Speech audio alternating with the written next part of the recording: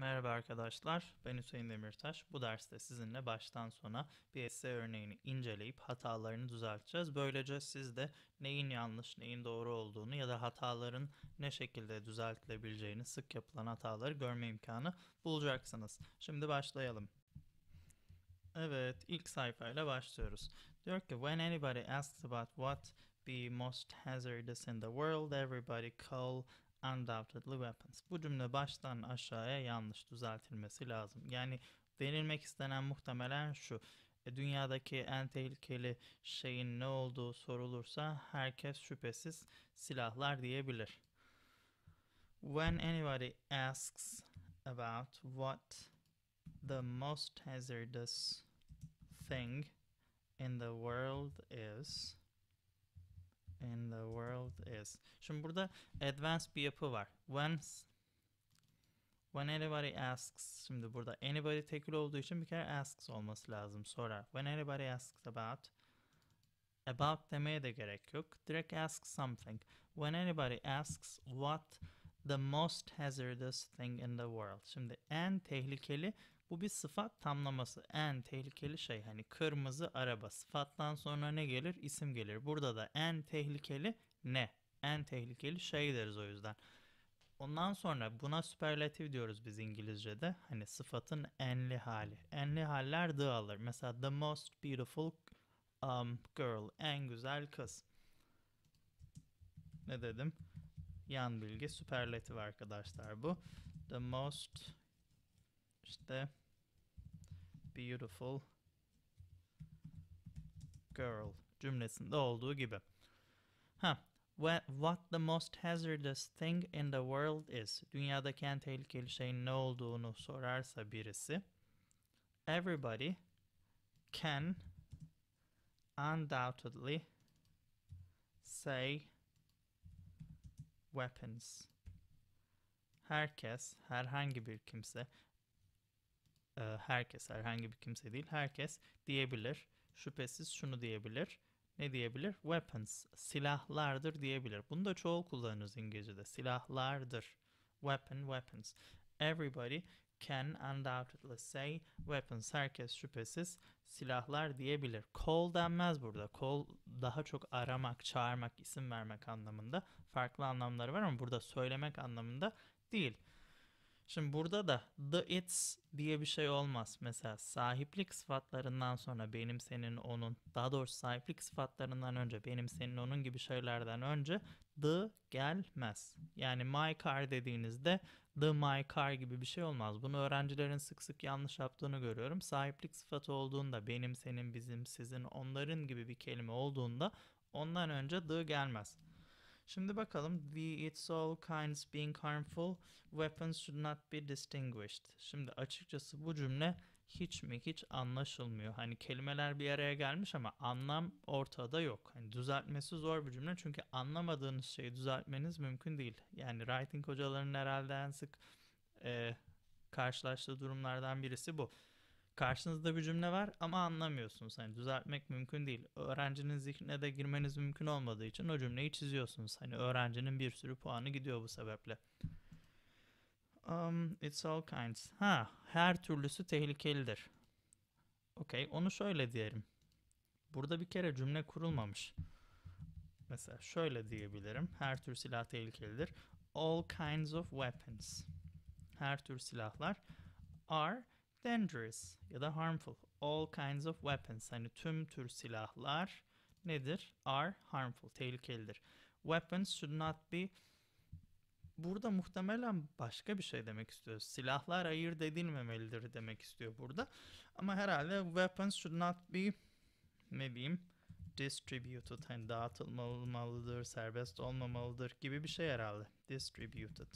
Ya da weapons should not be allowed. Hani onlara izin verilmemelidir. Bu tarz bir şey bekliyorum burada normal şartlar altında.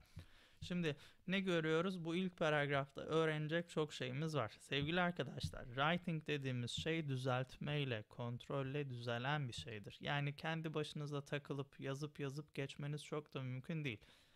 Yoksa buradaki bir durumla karşılaşabilirsiniz. Yazdığınız şeyleri öğretmeninize, bir bilene ya da bizim gibi bu konuda çalışan insanlara göstermeniz daha sağlıklı yazılar yazmanızı mümkün kılar. Sırf zaten bunun için essayikontrol.com'u kurduk ki insanlar oradan yazılarına feedback alabilsin. Şimdi devam ediyorum.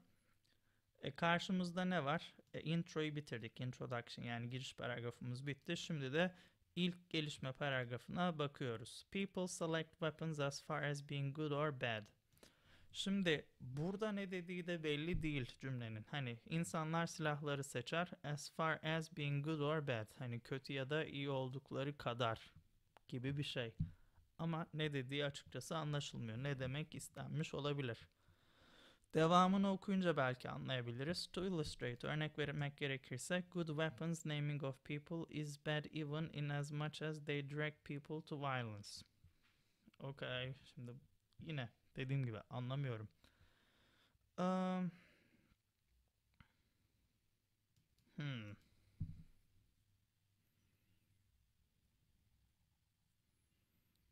Belki şöyle olur. Belki şöyle olabilir. İnsanlar, people consider weapons as being good or bad. İnsanlar silahları iyi ya da kötü olarak değerlendirir. To illustrate, good weapons, iyi silahlar. Naming of people. Ah, to illustrate. Burası da ne dediği belli değil. Keşke bunun orijinali elimizde, Türkçesi elimizde olsa da karşılaştırıp düzeltme imkanımız olsa. Şu an hani bildiğiniz çıkarımlar üzerinden bu yazıyı düzeltmeye çalışıyoruz.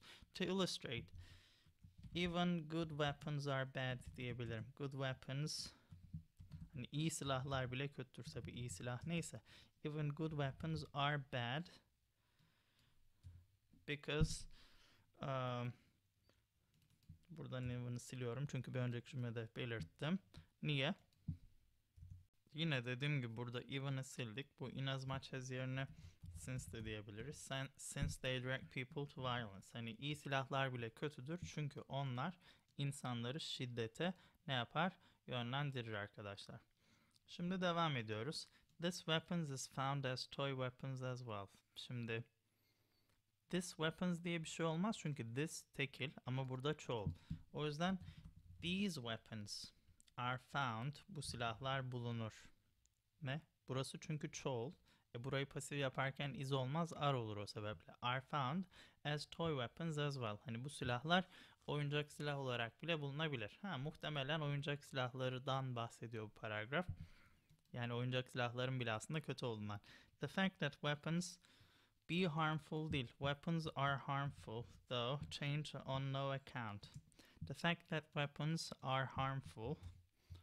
Okay, burada kesme işareti olmaz. The fact that weapons. The fact that'tan sonra cümle gelir. Hani silahların tehlikeli olduğu gerçeği. The fact that weapons are harmful though changes on no account. Hiçbir durumda değişmez. Şimdi burası tekil. The fact that weapons are harmful. Silahların tehlikeli olduğu gerçeği. Gerçeği tekil. O yüzden bu changes olur. Changes on no account. Hiçbir durumda değişmez. Above all, weapons which be harmful değil, which are harmful. Bakın geniş zamanda bu cümleyi kuruyoruz. Be olmaz. Be'yi tek başına o şekilde kullanmazsınız. İlk önce yardımcı fiil olarak orada durması lazım. Above all, weapons which are harmful endanger to people's life değil. Endanger people's life ya da lives derim, hayatlarını. Endanger something, to demeyiz. Direkt fiil, hani tehlikeye atmak, tehlikeye sokmak. Above all, weapons which are harmful endanger people's lives. Together with this, people's spirit is affected in terms of emulating to fight to. Şimdi burası da yine biraz birbirine karışmış. Together with this çok demem açıkçası. In addition to this, moreover, buna ek olarak. In addition to this ya da moreover ya da furthermore. Dahası. People's spirit is affected in terms of emulating to fight to. Şimdi burası belli değil. İnsanların ruhu da etkilenir. Şu açıdan in terms of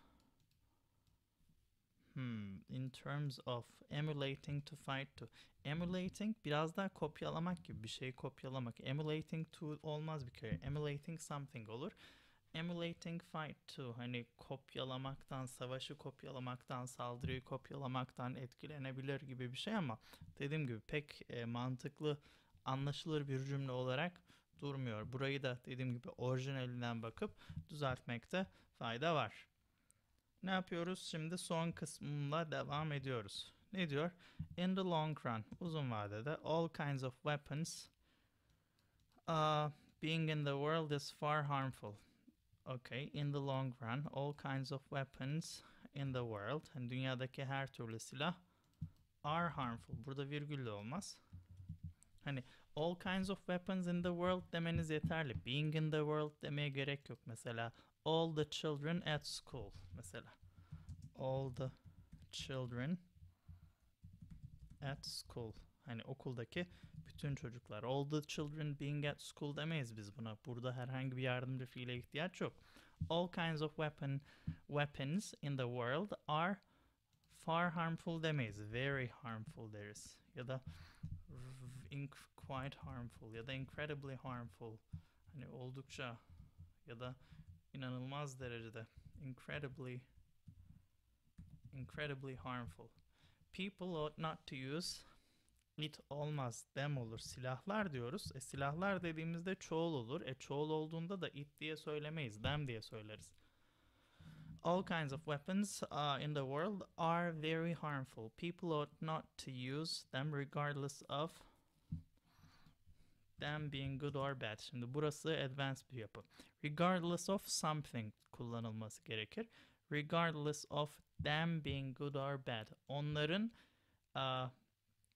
ya da regardless of their being good or bad. Burada iki şekilde de yazılması mümkün. İki şekilde de görebilirsin. Hani onların iyi ya da kötü olmasına bakmaksızın onları kullanmamalıdır. Sonra da ne diyor? Thus people may provide peace at least. Bu sayede people may provide, insanlar barış sağlamaz. Barışa ulaşabilir belki. Thus people may reach peace at least, en azından olabilir ya da at last da denebilir. Hani sonunda nihayet barışa ulaşırlar. Burada barış sağlarlar demiyorum çünkü sağlamıyorlar. Hani atarak barışa ulaşıyorlar. O yüzden may reach peace demeyi tercih ederim. At least en azından demek. At last dersek de nihayet sonunda anlamı çıkmış olur. Şimdi arkadaşlar burada görüyorsunuz düzeltilmesi gereken pek çok yer var. Tabi elimize hem çok iyi yazılar geliyor, hem çok kötü yazılar geliyor, hem orta seviye yazılar geliyor. Bir sürü farklı seviyede yazıyla karşılaşıyoruz. Bu da yani yardıma ihtiyacı olan bir yazı. Düzeltilmesi gereken çok şey var. Ama dediğim gibi yani yazı yazdığınızda muhakkak bir bilene kontrol ettirin. Hatalarınızı görün ki daha rahat ilerleyesiniz. Writing puanlarınız yükselsin. Yoksa aynı hataları tekrar ederek çok fazla yol almanız mümkün değil. Writing ile ilgili yeni dersler için de Hüseyin Demirtaş'la İngilizce YouTube kanalına abone olmayı unutmayın arkadaşlar. Ekrandaki linke tıklayarak kanala abone olabilirsiniz. Sorularınız olursa yorumlar kısmına yazmayı unutmayın.